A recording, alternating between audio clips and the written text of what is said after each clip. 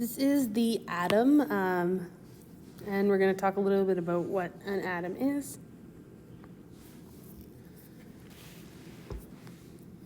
Matter is anything with mass or volume. It can exist as a solid, liquid, or gas, and matter is classified according to two main categories. So in this picture, it shows us two categories of what matter is broken into. Matter can be broken down into mixtures or into pure substances. If we look at pure substances, these are composed of only one type of molecule, and they have a definite chemical composition. So what that means is that we know exactly what's in it. If it is H2O, then we know there's only hydrogens and oxygens.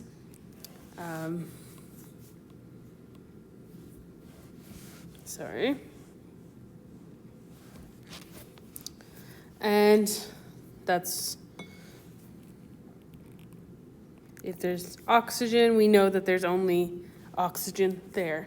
So a pure substance, we know its definite composition. And then within pure substances, we have elements and we have compounds. So these ones that I've showed you above, these two, these would be considered compounds. Elements, on the other hand, elements are things that are on them by themselves. So like sodium or chloride. Well, chloride's a bad example because that's actually never by itself. Sodium or magnesium or iron. These are all elements that they cannot be broken down into anything smaller. They're just elements. And you find elements on the periodic table. Okay. Compounds, on the other hand, these are two or more elements that have been chemically combined, and they can be broken down into simpler substances.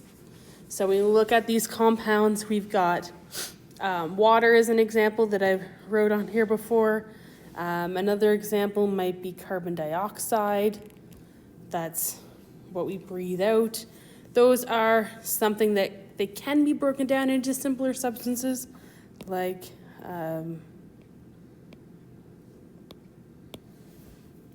we can break this into carbon and oxygen, right? So those are possibilities, but compounds are two different, or I guess two or more elements, whether they're different or not, connected together.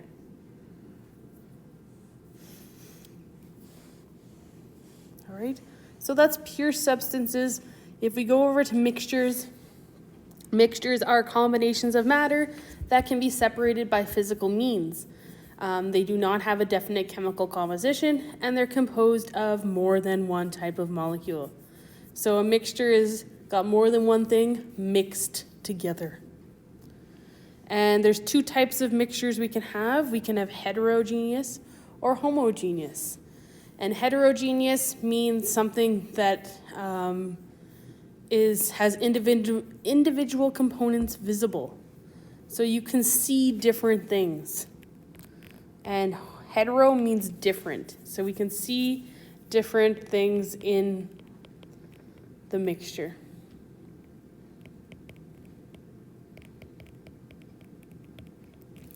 All right, so that's what heterogeneous is. Homogeneous, on the other hand, homo means same. Homogeneous mixture, these individual components are not visible, so you just see one substance. You only see one thing, although there may be more there. Okay? So we're going to test this out on the next page, where I've already wrote this earlier. So are these a pure substance or a mixture? This first one, if that is sugar, sugar is a pure substance because it's made up of just elements. Sugar, I wrote down earlier, C6H12O6, that's sugar, and that is a compound, so it is pure. So it's a pure substance. This juice, it would be known as a mixture just because it's got sugar and water and flavoring. They're mixed all together. This cookies would be considered a mixture. You know you've made cookies before. You mix multiple things together. Same thing with ketchup, mixture of different things. For water, if it was pure water, we would call that pure, but we're going to say it's a mixture here just because we think this might be in like a lake or a pond or something like that, so it would be a mixture. This gravel here on the bottom, or rocks, that would be a mixture of different elements together. Rocks are a mixture of different elements, but I guess it could be, now that I'm going back on this could be a mixture of pure substances. So even though it is, it looks like multiple things, it could be a mixture of a bunch of pure things, but I guess that would still constitute a mixture because they're not in compounds. This gold bars, those would be pure. They're just gold, only gold, and gold, the symbol for gold is AU. And then the last one, Windex, we say that's a mixture. It's more than one chemical mixed together. Okay, so that would be considered a mixture.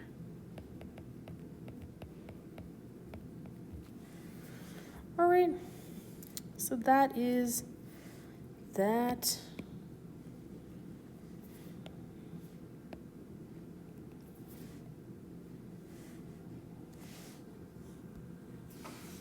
I'm trying to scroll down here. There we go. So as far as elements, atoms, molecules, compounds, what are they? Well, atoms are the building block of matter, and they cannot be broken down into simpler substances. Elements are the names we give atoms with specific properties. So any atom with 6 protons in its nucleus are referred to as carbon. And these are what we would find on the periodic table. Molecules, on the other hand, these are groups of atoms that are bonded together. They may be atoms of the same element or atoms of different elements. But a compound is always going to be something that is a substance that has 2 or more different elements bound together. Okay? So that would be the difference between all of those. So what's really important here is that we know that atoms, they are the smallest thing. They're the smallest thing that we can have, and I don't know why it's going that small. Right? Atoms, smallest. Elements, those are what we would find on the periodic table. Molecules, those are elements connected together, the same or different. And then compounds, those are only different things connected together. Okay? So you got to go into a little bit about history of atoms, because we're talking about atoms and we need to understand how we figured out what an atom is. And a bunch of scientists basically figured this out through history. Basically, they improved the scientists before them's ideas to come up with a good model. Thomson, who was the first one to think about atoms,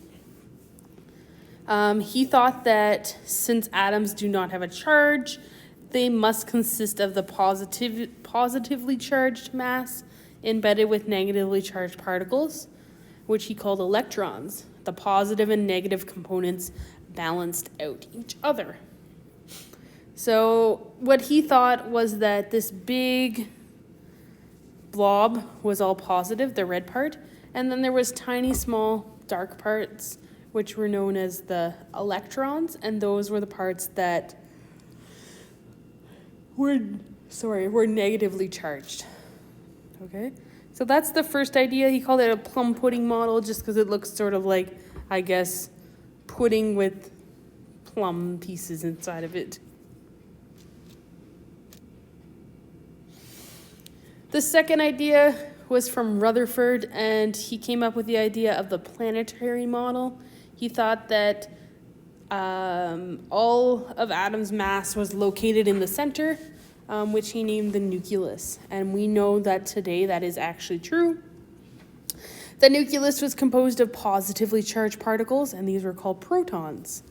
So first guy came up with electrons, this guy came up with protons. So these are all things we understand today. So electrons are negatively charged, and protons are positively charged, okay? The rest of the atom was mostly empty space and occupied only by very small electrons which rotated around the nucleus at random. So he believed that there was positive and negative charges in this atom, and the middle was the positive, and all of the electrons floated around randomly outside of the nucleus.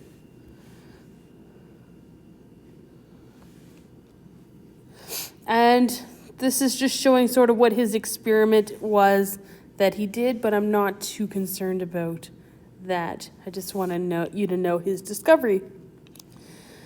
So then Bohr, he came up with the atomic model. He said Bohr also pictured the atom like a miniature solar system. However, he hypothesized that electrons rotated around the nucleus in fixed pathways called electron shells. So he hypothesized that, yeah, he thought that Rutherford was right, except for the fact that he said that electrons were random. When electrons, in theory, I guess, or well, what we know now, they don't actually move around randomly. They have shells that they move around in. So this is what Bohr thought. Although the exact pathway of the electrons could not be calculated, their energy level could be. So he also determined that the nucleus must consist of both protons and neutrons. So now something added to the scene was that there's neutrons. So now we got neutrons, electrons, and protons.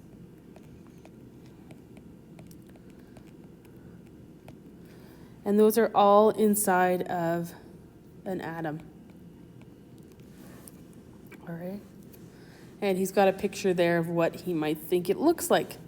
And now fourth and final one is the electron cloud model, and this is also known as the quantum mechanical model. This is what we believe to be today. So they believe that basically there's a middle called the nucleus.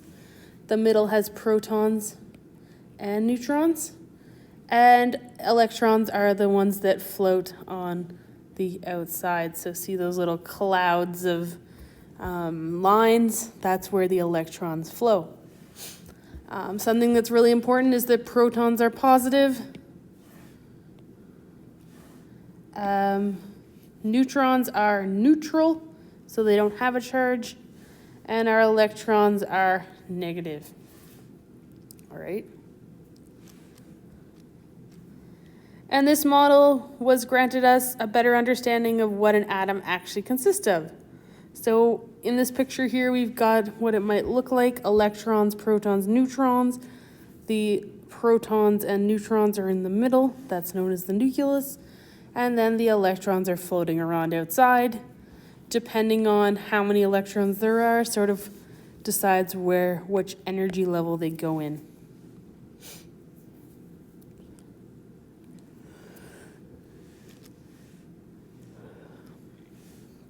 So this brings us to looking at our periodic table. So our periodic table is really important here. We've got a table here that shows us, well, you have the periodic table that shows you all of the different elements. And there's a lot of things in those little boxes that are helpful to us. So some of the things that are helpful is this first one, which is known as the atomic number. That's the number that it tells you what number, I guess, it is in the periodic table. The second piece here is the symbol, so the atomic symbol right here.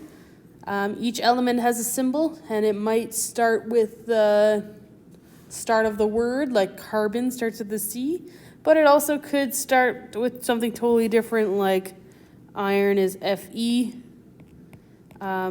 And normally this symbol would come from something that is related to the Latin or Greek name. So the Latin name for iron is ferrous, which makes sense why it's Fe, okay? So it's not always going to be the way that you think, like iron is not IR, it's actually Fe, but some of them are the same, or start with the same letter. Carbon is our atomic symbol is C. This number here with the decimal places is known as the mass, the atomic mass, and then carbon, the name of the element, is on the bottom. It depends on how your periodic table is set up, but each one should have all of those pieces of information in the box.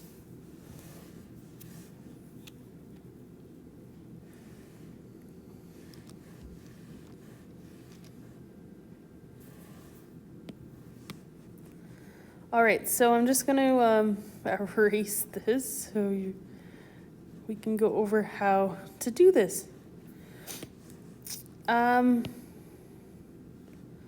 So right here shows us sort of how we're practicing looking at our periodic table. So I did this with the kids that were in class, but we will do this right here in case when you come back to class, or if you're at home right now, you can check back on this. So if we're looking for this, something to note is that our periodic table is going to be very helpful here. And I'm going to, let's see if I can find a periodic table.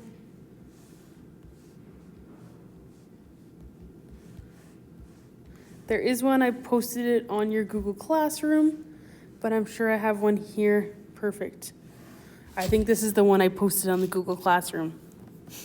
So something to note about the periodic table is that as you go up the periodic table, it becomes heavier. So number 1 is at 1, number 2 is at 4, number 3 is at 6.9, number 4 is at 9.01. So as you go up the numbers in the periodic table, they become heavier.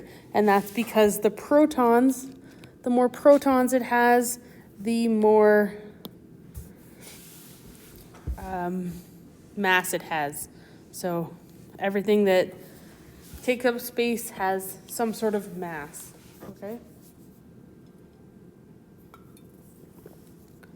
So here, they're asking us to fill in the pieces that are missing. And the biggest information that it gives us is 6.9. Okay, so I'm going to use that to go to the periodic table and look for something that has a mass of 6.9. And I already know that the answer is this, mostly because it starts with an L. And it gave us that number here, which is Li. So Li, if we look at our periodic table, is lithium. So that's what we want to write here.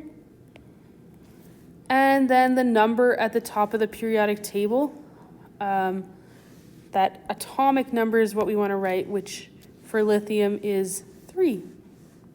Okay? So we're going to write 3 right there. Something that's important is something we will come across as we move through this is charges of things. And I don't think that it has it in this periodic table. And I can't write on it. But something to note is that the charge of certain elements, some of them can have charges. The ones in the periodic table don't, but if they have a charge written in front of them, the only charge that these certain elements can have is depending on their sort of where they are in the periodic table. And I'm going to just take this. I don't want to call any numbers. I'm going to send a copy just so I can write on it. It's not letting me.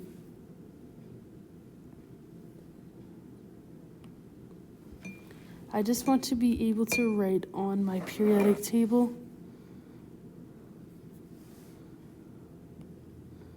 Should be able to send a copy.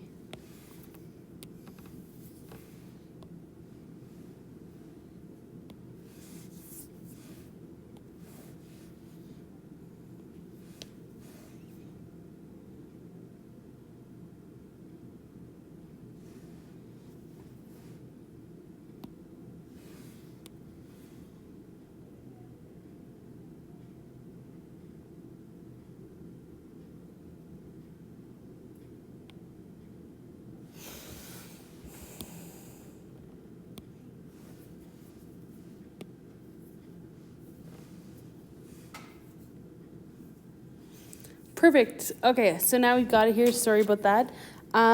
So sometimes things have certain charges, and you're going to write this on your periodic table. And basically, what it is everything in this first row would have a +1 charge. Everything in the second row could have a +2. Then on the other side, everything in this row could be a -1, this one a -2, and this one a -3. All right, so these different rows have different charges. So on the right-hand side of the periodic table is our negatively charged, and these ones over here are our positively charged elements. So when we were looking at lithium, lithium is right here. That means it has a +1 charge. If it did have a charge, okay? And you've got to look for stuff to see if it has a charge or not. But in this case, it's asking us what the charge might be, and we're going to write +1 or 1 plus. All right. Moving on to the next one, 17. That's all it gives us is information. So we're going to go to our periodic table. This is not ideal.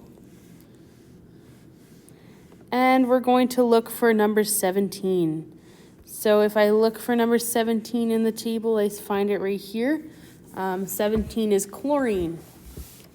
All right. So 17 is chlorine, and its mass is 35.45. I'm going to take that information back over here to,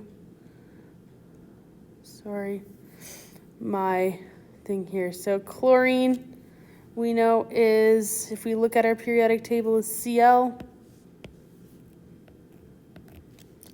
It's chlorine.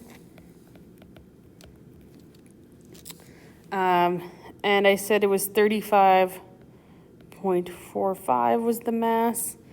And then the charge on it, if you look back to the periodic table, is a -1 or 1 negative, okay? And I'll show you that in a second. The last one here is a +2 charge, and its mass is 40.1. So if we go back to our periodic table, and we see that,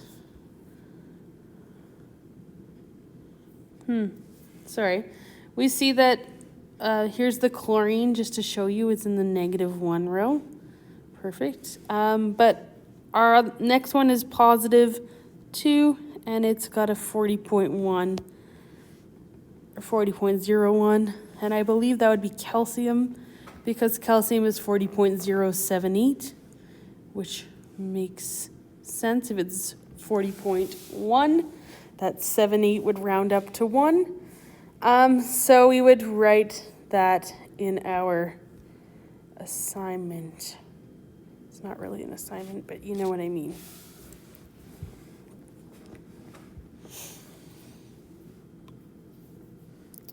So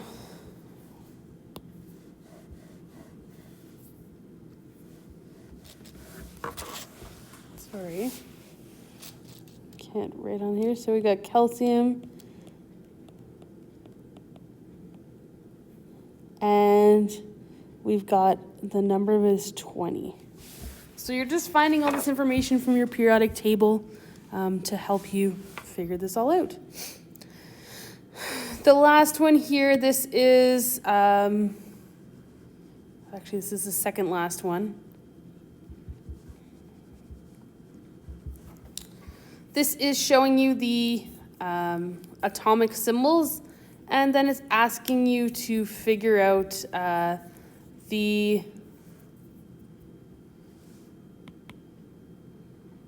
protons, the number of protons, and the number of neutrons.